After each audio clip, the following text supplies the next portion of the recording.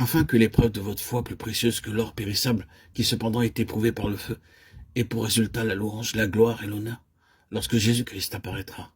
1 Pierre 1,7. C'est la 7e et dernière expérience spirituelle.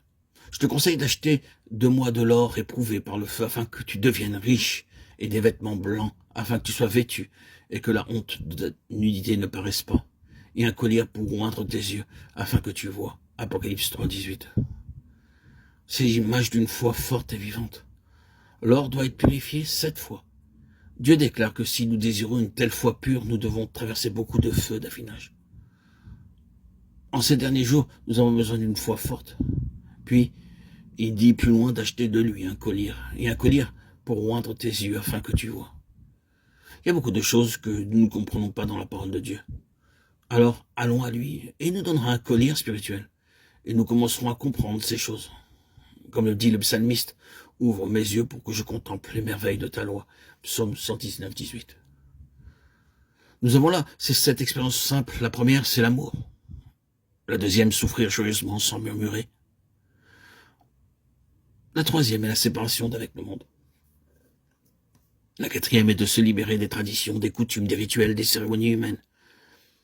La cinquième consiste à veiller pour être prêt pour sa venue. La sixième, c'est d'entrer par les portes ouvertes et apprendre à gagner des âmes pour le Seigneur en découvrant celles qui sont préparées par lui.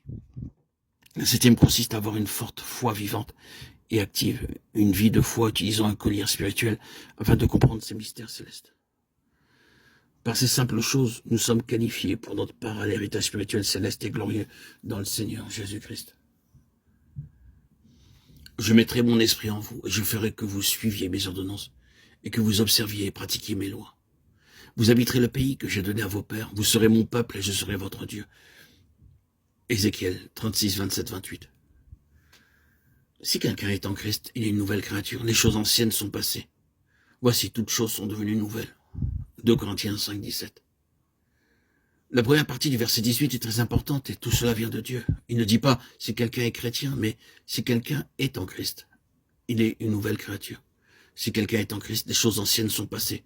Voici, toutes choses sont devenues nouvelles. Quelles sont ces choses nouvelles?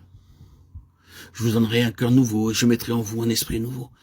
J'ôterai de votre corps le cœur de pierre, je vous donnerai un cœur de chair. Je mettrai mon esprit en vous et je ferai que vous suiviez mes ordonnances et que vous observiez et pratiquiez mes lois. Ézéchiel 36, 26, 27. C'est la première chose qui survient. Je mettrai en vous un cœur nouveau. Le premier grand changement qui s'opère en une personne qui a reçu un cœur nouveau, c'est qu'elle aime les choses célestes. La deuxième chose que Dieu nous donne, c'est une bonne conscience. Toutes les souillures causées par des pensées et des actions pécheresses doivent être lavées par le sang de mon Seigneur. Cela se vérifie par de la hardiesse et de la liberté dans sa présence. Hébreux 4,16 déclare « Approchons-nous donc avec assurance du trône de la grâce, afin d'obtenir miséricorde et de trouver grâce pour être secourus dans nos besoins. »